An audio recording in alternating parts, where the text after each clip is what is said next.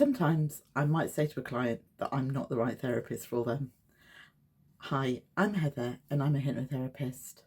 So before I agree to work with any client, I have a no obligation consultation with them that can either be over Zoom or on the phone, whatever they're comfortable with.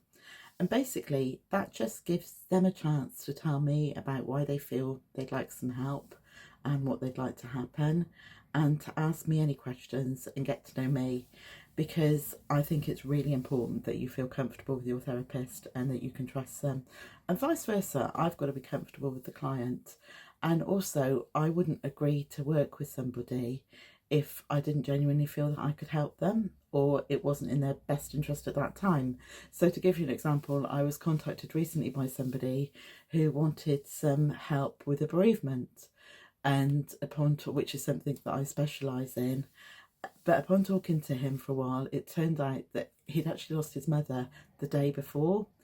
And I said to him, please just leave it a while, just give it a few weeks. I said, everything is so raw and so fresh at the moment.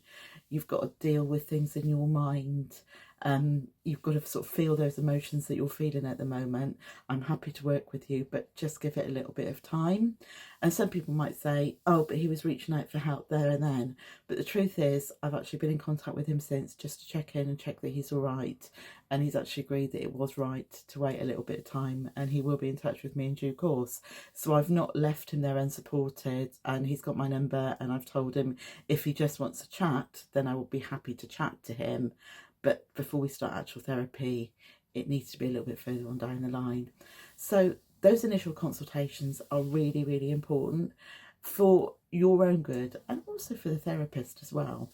But you've got to feel that the therapist is right for you. So whatever you do, don't just Google on the internet therapist near me. Put your finger out and book an appointment with the first one you see. Talk to a couple first and work with the one that you feel best, you're best fit with. Thanks for watching. Have a good day. Bye.